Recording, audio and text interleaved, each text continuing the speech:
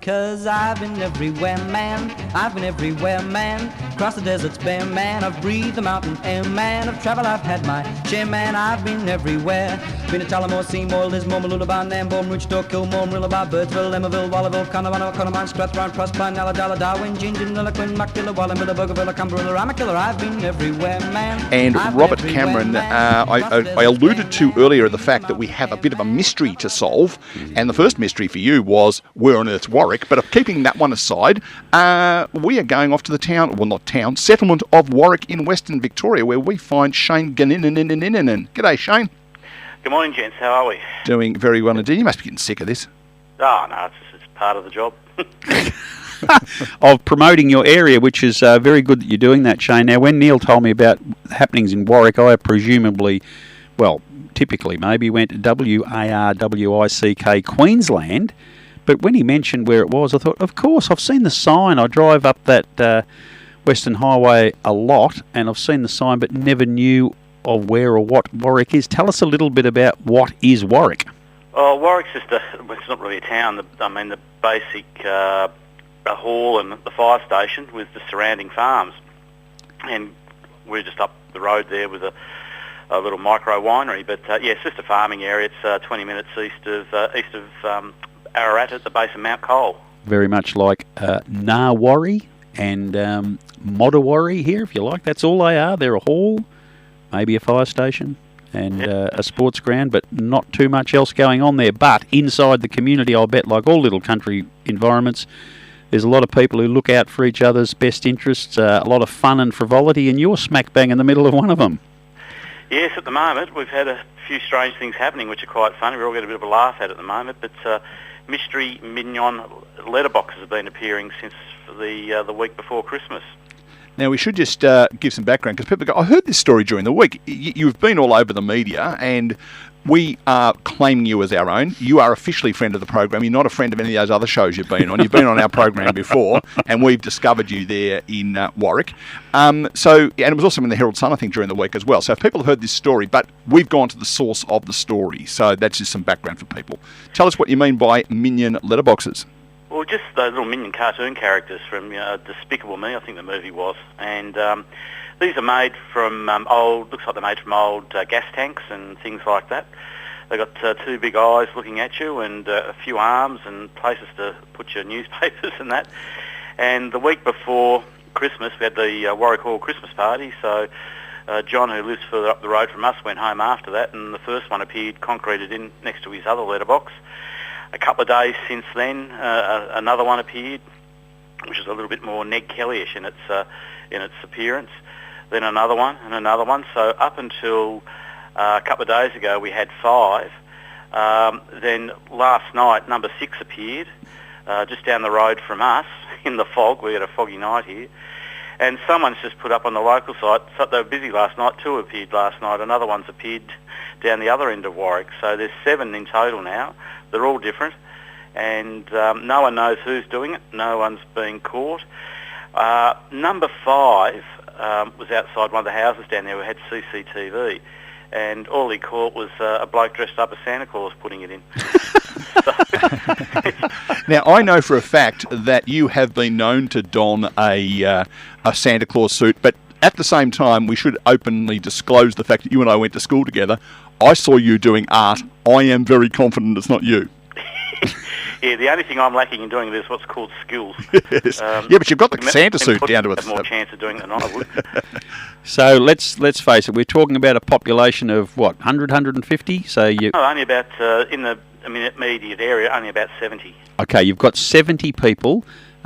We need to narrow it down quickly. The person needs to have a very active sense of humour, but they also count Shane out. They also need to have a bit of skill in, clearly welding or engineering of some sort. Yep, absolutely.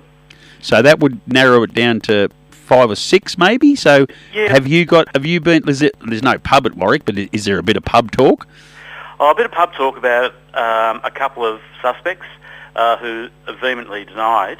They also need to know about some of the locals, because a couple of these have been adorned in the football teams, the colours of the football teams that people support. So So it does have to be, we reckon it has to be a local. There's a couple of suspects who are playing a pretty straight bat at the moment. I don't think, it's only going to become clear if someone catches them as a mistake. I think it's, and the funny thing about, we just sent the photo into the local paper, and he just kept sending them in if they come, which I did. Then he actually sent it to the Herald Sun, and then it appeared in the Herald Sun the other day, and then 6:30 in the morning we had the phone call, because we're the only business here in Warrak, so we had the phone call from the ABC and 3AW, so it's crazy. Well, plus they've heard your work on the Two Blokes Chatting radio show. Obviously, that would count towards it. You've obviously got suspects. We won't name names on the radio, and because that would spoil it anyway. But of the suspects, have any of them received one of these letterboxes at their house? Yes, one suspect I think has received one, and my thought is it's even a couple of suspects. Tandem. Copycat. Yeah, I reckon there's a couple of. I reckon there's a couple of suspects that might be working together. Is it possible maybe that the manufacturing part of it is being done by a third, far distant party, and they're only the local agent. Installation agents? Well, strange enough, it could be, because a few weeks ago we did see someone on a surrounding town called Ballarat have similar ones for sale. Not the same, but a similar. Says they, righto. And I mean, that's probably popped up on our social media feed because we've been looking for the damn things. So it could be, but then there was a fair bit of cost involved with it. So I don't know if they've got the skills. I reckon they're probably making them themselves. So the situation would be they'd be armed with a shovel and a bag of rapid set cement. Yeah, and a bucket of water. Footage, basically, in the timing on the photos, they had it in the ground and were gone within 2.5 minutes. Wow. So there was a big bottle of water, so obviously it was a bit grainy, but I think they've just dug a quick hole with a little post hole digger, then it's got a long leg on it, put that in, tip the water in, and a quick dry cement, and gone. Because the other thing too is it would make a little bit of noise, given that where you are, you're in the middle of absolutely nowhere, so it's not as though you've got passing traffic to dull the noise either, so they have to do it quietly.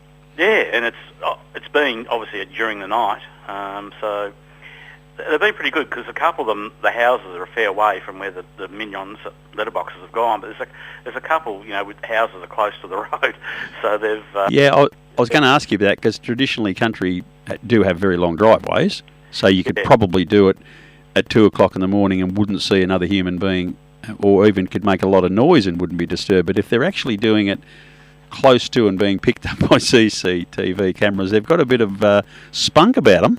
Yeah, absolutely. So it's all. We're all having a laugh. Everyone's trying to guess, and even we've got a local community paper page, and there's people are saying, when it does get found out, I've got friends who want to put in orders to buy them.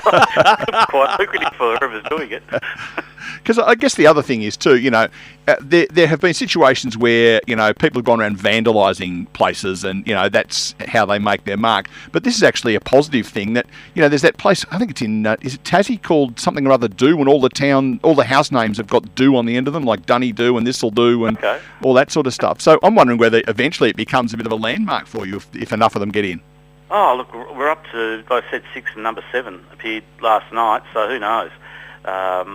It's a little bit isolated out here, so a little bit isolated. They have seen a few cars coming through and people taking photos.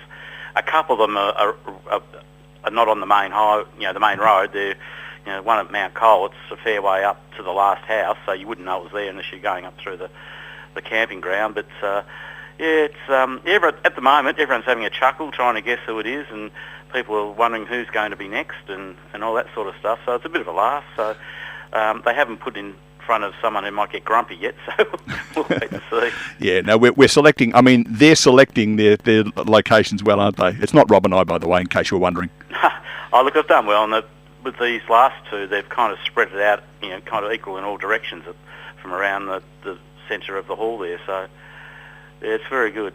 Well, before we let you go, Shane, since you've done the right thing by us and you better give us a quick plug of the winery. We're not allowed to do sponsorships, but we'll let you name the winery, and people can come and say good day. We're not allowed to do advertisements. We can do sponsorships. No, we're not advertising. We're just announcing the name of his winery. Well, we're Mountainside Wines at Warrak, just 20 minutes east of Ararat.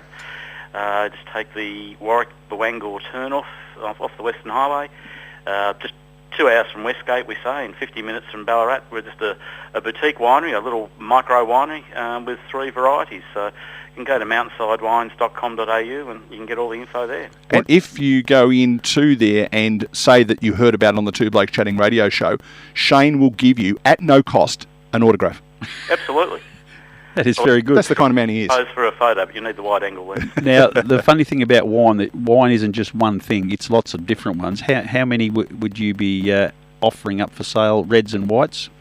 Yeah, we've got 3 varieties. We've got Viognier, which is a French-style white, Nebbiolo, which is a light Italian red, and the good old trusty Grampian Shiraz. That's all the one Neil Butler likes. Yeah, Neil Butler might have done a podcast about them recently. Shane, thank you for joining us. I know you've been sick to death of the media at the end of the week, but that's the thing when you know, as good looking as you are, you're always going to get it, particularly on radio. Yeah, exactly. Thanks, Shane. Thanks very much, guys. Good on you, Shane. All the best. Shane Goninon there from Warrak in Western Victoria, just at the base of the Grampians.